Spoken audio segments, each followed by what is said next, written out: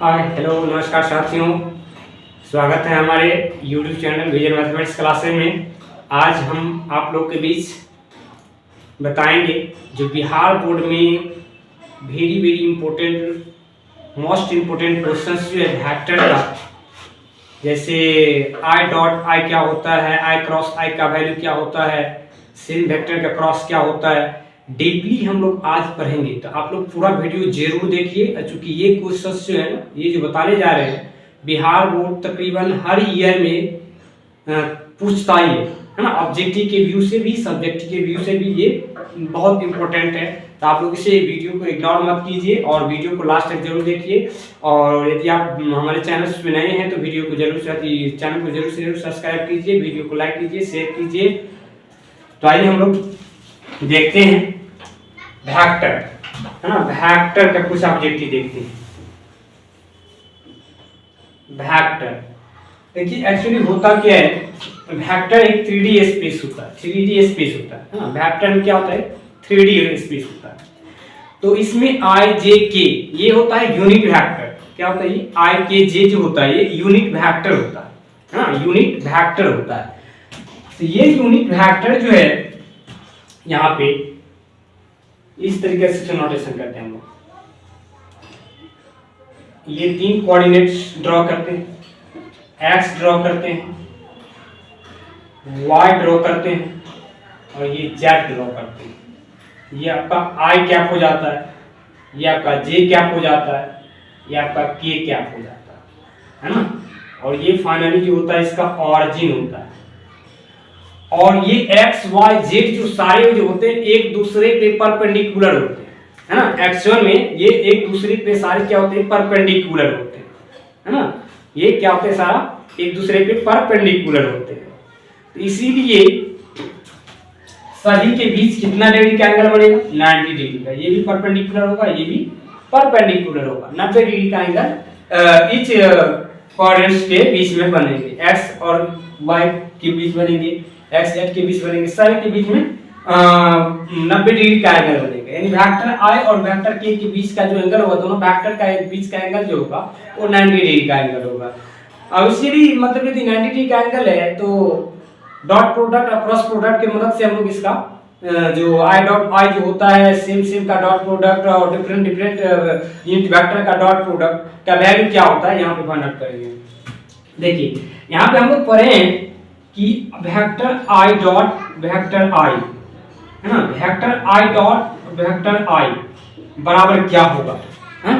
तो वेक्टर आई और वेक्टर आई मान लीजिए ये के कैप जो है ऑब्वियसली इस पे आ गया, धीरे धीरे करके ये वेक्टर आई बन गया, है ना। मान लीजिए वेक्टर के जो है वो टेंस टू वेक्टर आई, है ना। वेक्टर के जो है वो टेंस टू वेक्टर आई, वो वेक्टर आई के पास पहुंच गया। जब वेक्टर के आई के पास आ जाएगा तो ये जो 90 डिग्री का एंगल जो आपको दिख रहा है, ये जो 90 डिग्री का एंगल दिख रहा है ना, 90 डिग्री का एंगल, ये लगभग 90 डिग्री टेंस कर जाएगा कहाँ, 0 डिग्री की तरफ। ये जब 0 डिग्री की तरफ टेंस कर जाएगा तो ये कोइंसाइड कर जाएगा एक्स एक्सिस पे, और जब एक्स एक्सिस पे कोइंसाइड कर जाएगा तो ये एंगल दोनों के बीच 0 हो जाएगा। 0 हो जाने की वजह से ये जो होता है, क्योंकि डॉट प्रोडक्ट का जो फॉर्मूला होता है ना, वेक्टर ए और vector a dot vector b बराबर होता है magnitude of vector a magnitude of vector b into cos theta. ये होता है, और थीटा जो होता है angle between vector a and b, ठीक। तो इसीलिए यहाँ पे ये फार्मूला का अप्लाई करेंगे हम लोग। यहाँ पे ए और बी वेक्टर दोनों सेम है ना, सेम वेक्टर है।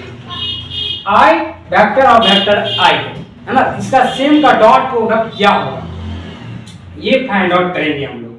तो यहाँ देखते हैं इनमें से हमको ये दिख रहा है कि दोनों का बीच का एंगल है, यहाँ पे वेक्टर आई और वेक्टर आई के बीच का एंगल क्या है यहाँ पे 0, यानी थीटा का वैल्यू क्या दिख रहा है यहाँ पे 0 दिख रहा है। और यूनिट वेक्टर का मैग्नीट्यूड 1 होता है, यूनिट वेक्टर का मैग्नीट्यूड 1 होता है, इसका क्या हो जाएगा, यूनिट वेक्टर का मैग्नीट्यूड हो जाएगा और ये आई का मैग्नीट्यूड हो जाएगा इनटू cos 0 डिग्री हो जाएगा। तो बताइए इसका यूनिट वेक्टर का मैग्नीट्यूड जो होता है वो 1 होता है। ये क्या हो जाएगा 1, और इसका भी क्या हो जाएगा 1 हो जाएगा। तो ये क्या हो जाएगा, और cos 0 भी क्या होता है 1 होता है, तो इसीलिए क्या हो जाएगा ये 1 हो जाएगा। यानी vector i dot vector i का वैल्यू क्या होगा 1 होगा। इसीलिए vector j dot vector j इसका भी वैल्यू 1 होगा। Vector k dot vector k इसका भी वैल्यू 1 होगा। तो हम लोग सेम का जो डॉट प्रोडक्ट था इसका हम लोग निकालेंगे। अब डिफरेंट का कैसे निकालेंगे ये देखिएगा। डिफरेंट का निकालने के लिए हम लोग किसी फार्मूला को अप्लाई करेंगे। देखिए यहाँ पे निकालना है आपको वेक्टर i और डॉट वेक्टर j, है ना, ये इसका डॉट प्रोडक्ट निकालना है। तो अब इसलिए हम लोग जानते हैं कि वेक्टर i और वेक्टर j दोनों वेक्टर के बीच का जो एंगल आपको दिख रहा है वो कितना दिख रहा है 90 डिग्री 90 डिग्री दिख रहा है। और cos 90 क्या होता है 0 होता है। तो यहाँ पे इसी फॉर्मूला को अप्लाई करेंगे। ये क्या हो जाएगा magnitude of vector i magnitude of vector j, और ये हो जाएगा cos ऑफ 90 डिग्री। क्योंकि वेक्टर i और वेक्टर j के बीच जो है वेक्टर i और वेक्टर j के बीच जो दिख रहा है आपका एंगल वो 90 डिग्री का एंगल है ना, क्या है 90 डिग्री का एंगल है। तो इसलिए हो जाएगा वेक्टर i का मैग्नीट्यूड वेक्टर j का मैग्नीट्यूड और cos 90 degree.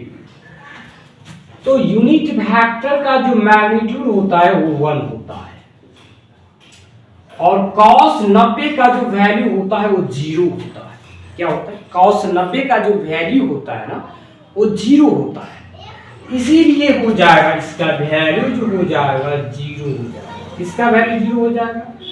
Vector i dot vector j का वैल्यू 0 हो जाएगा। इसीलिए सिमिलरली करके हम यदि लिखते हैं तो यहाँ पे आपका vector i dot vector j बराबर vector j dot vector k बराबर vector k dot vector i बराबर क्या हो जाएगा 0 हो जाएगा। इसका मतलब ये है कि यदि यूनिट वेक्टर का डॉट प्रोडक्ट सेम का हो, है ना, सेम वेक्टर का डॉट प्रोडक्ट होता है तो उसका वैल्यू यूनिट वेक्टर का 1 है ना। सेम यूनिट वेक्टर का यदि डॉट प्रोडक्ट निकाला जाए तो क्या होता है वो 1 होता है। और डिफरेंट यूनिट वेक्टर का डॉट प्रोडक्ट निकाला जाए तो उसका वैल्यू क्या होता है 0 होता है, जो कि यहाँ पे दिखाया गया है ना। और 0 कैसे होता है ना, 0 कैसे होता है ये हम लोग यहाँ पे देख लिए है ना। क्योंकि cos 90 0 होता है और यूनिट वेक्टर का मैग्नीट्यूड जो होता है वो 1 होता है। ठीक है, यदि आप लोग का वीडियो पसंद आया हो तो वीडियो को लाइक कीजिए, चैनल को सब्सक्राइब कीजिए और अपने दोस्त यार को भी शेयर कीजिए। मिलेंगे हम लोग नेक्स्ट वीडियो में क्रॉस प्रोडक्ट के बारे में, है ना। लेकिन ये जो जितना भी बताए हैं सेम का डॉट प्रोडक्ट और डिफरेंट का डॉट प्रोडक्ट जो बताए हैं यूनिट वेक्टर का, ये बहुत इंपॉर्टेंट है, very important in Bihar board 2023, है ना। बहुत बेसिकली ये इंपॉर्टेंट है। इससे हम आपका लगभग 2 से 3 नंबर्स का ऑब्जेक्टिव बन जाएगा, सब्जेक्टिव में भी मदद करेगा, है ना। बहुत इंपॉर्टेंट है। ठीक है, हम लोग मिलते हैं नेक्स्ट वीडियो में।